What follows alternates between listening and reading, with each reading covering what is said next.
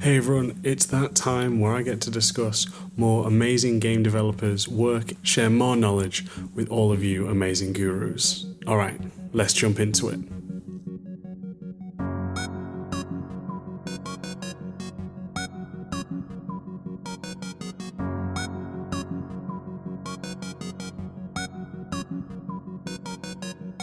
Hey everyone, I hope you're well, playing and making the games that you all love. You're joining me, your host, Max Pears. I'm really happy that you are joining me, and I hope you are all safe right now, and that you're having a great time and taking advantage of any free time that you may have, or just, cracking on with everything that you can do. So this, for those of you who are new joining the podcast, this is the beginning of every month in which I talk about and recommend great reading materials that I've seen and read throughout this month, and recommend that all onto you, because after all, I do not know everything, and it's important for us to learn and grow from other amazing developers out there. So I will go scour the internet and find some great resources that you can go listen, watch, read, and take that away. So yeah, it's a really nice, relaxed episode. I always have a great time discussing it with you all. So these ones always tend to be a little bit shorter, but it's always fun. And yeah, I'm really enjoying this one. So without further ado, let's just go and actually jump into it. So the first one we'll be talking about this time is I'm only recommending Game Maker's Toolkit, and he has a mini-series called The School of Stealth. This is where he's done 2 parts so far. I think the 3rd part will be coming out soon. But it's him breaking down a lot of different elements that come with designing stealth, whether that comes from the AI or the mechanics to some of the level design as well. But he breaks down and gives great examples from that of Splinter Cell, Hitman, and Metal Gear Solid as well.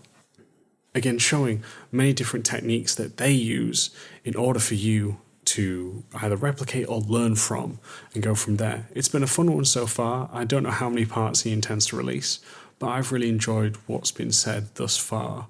And I think it's going to be a really nice one when he talks more about stealth in level design. As I said, so far it's been mainly about the systems and AI too. And in the AI, he mentions about the vision, how they replicate the different types of senses that the AI can hear or see, the movement, and how also you want to replicate to a degree. You don't always want to create a system that is fully realistic, because it actually could cause frustration, which is a very interesting one. Different things you should consider, obviously, when you're making the levels for it as well, allowing to make sure that the player can see enemies and they're not always surprised. All these different elements that go into making a stealth game. There's some things, especially when working in a big company, obviously you're only involved with certain parts of the design of the game. So to hear other people's opinions and their thought process on what they are considering when they're designing and developing is always a fun one. So yes, as I said, it's 2 parts out right now as recording this episode, and I'm sure you'll enjoy the amazing work that he always does. Resource 2 is a documentary on The Darkest Dungeon. For those of you who don't know, Darkest Dungeon is an indie game which came out, I want to say, I'm losing track of time, but I want to say something around about 4 or 5 years ago, if not slightly less.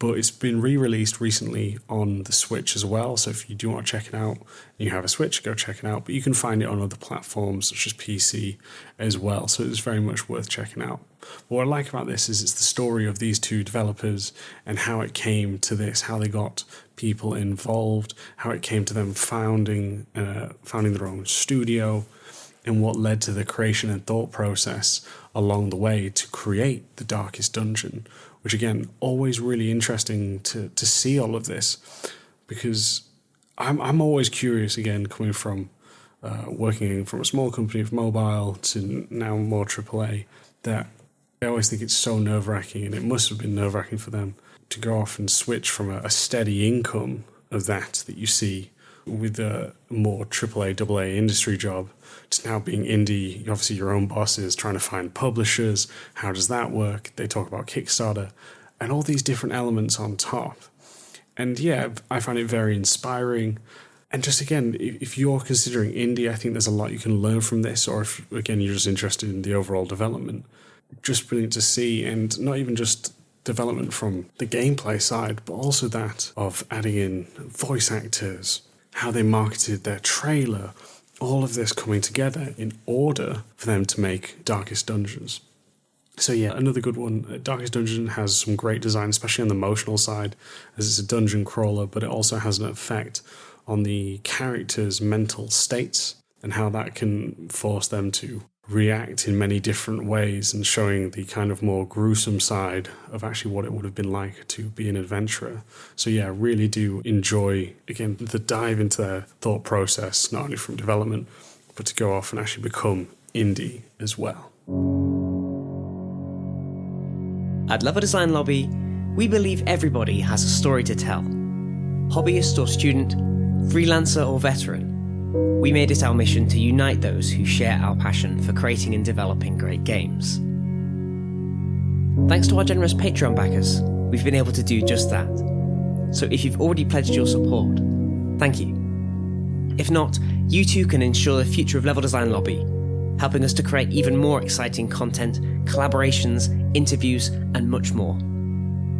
With awesome perks and rewards, whether you're a seasoned professional or just getting started, you're sure to find something for you. Want to share tips, tricks, and advice with passionate, like-minded developers? Our awesome community Discord has you covered.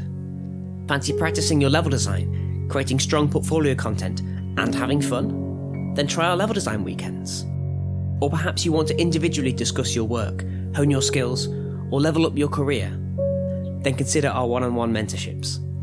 If you share our vision, then go to patreon.com/Level Design Lobby for more information and to pledge your support. Thank you.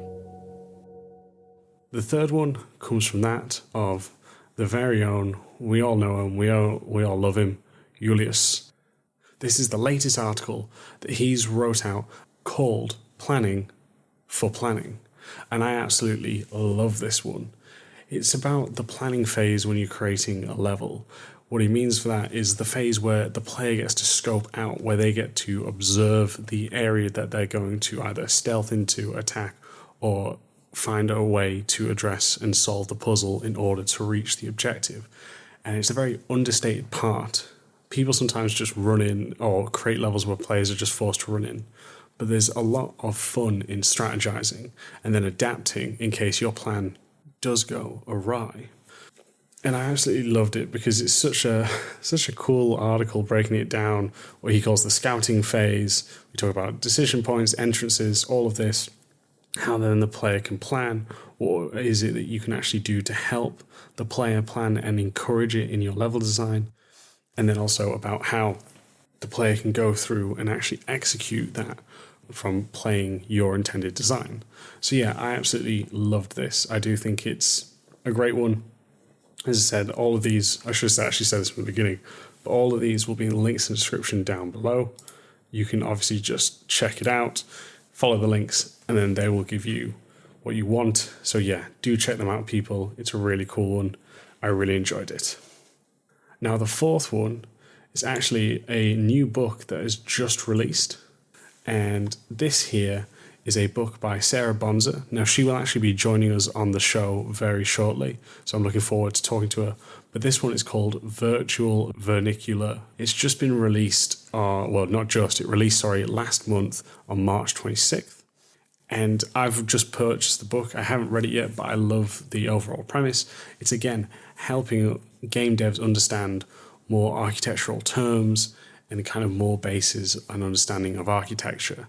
So as I said, I haven't read it yet, but I'm going to be reading it very soon, and we're going to have Sarah actually on the show too, which I'm very excited for. So yes, please do come and listen to that episode when it comes out. But yeah, again, any more books that can help teach myself, and I'm sure many of you others who are interested in it, then maybe this is the book for you to help you gain a better grasp on architecture. Now this one is the final one, and people may not instantly see the relations to what it's about versus level design, but I think it's very important. A friend of mine sent me this one, and after discussing it with him, we both agreed, and he definitely nailed home to the point that even though that this is, well, the video is called Beginning Graphic Design, Layout and Composition. It may be about graphic design, but layout and composition is still similar to that of level design. And that way we can still think about how we can apply this to level design. So it's overall design tips, again, which just I think is so important. And it's really nice, even though always going back to this and refreshing and having a clear understanding of the fundamentals is always so crucial. And I absolutely love this video. It's so well put together. And that's called Beginning Graphic Design, Layout and Composition. Again, all of this will be in the description down below. Now, people, this is where we're going to start to wrap things up for us all. So I'm going to give a little sum up of what we spoke about already. So the first one is how to make stealth games by Game Maker's Toolkit, discussing such things as mechanics, systems, level design, and what makes a good stealth setup. We then have the documentary on the Darkest Dungeons, breaking down how they came up with the game, as well as going from their steady jobs to become more indie developers, and how that success has propelled them moving forward. Then we have Julius's article where he talks about planning for planning, which is talking about how you encourage strategical points and how you encourage players to strategize in order to deal with your level. We then have the fourth one, which is the new book, which is called Virtual Vernacular. And then the final one is Beginning Graphics Design, Layout and Composition. Now, all of these will be in the description down below, so I hope you do enjoy them. If you do want to reach out to me, you can do so on Twitter, where I release bite-sized daily level design tips, which is @MaxPairs. If you want to email into the show, you can do so leveldesignlobby@gmail.com. And if you want to support the show, please head over to patreon.com/leveldesignlobby. And thank you for those of you who do support this. All right, everyone, take it easy, and I'll catch you all next time.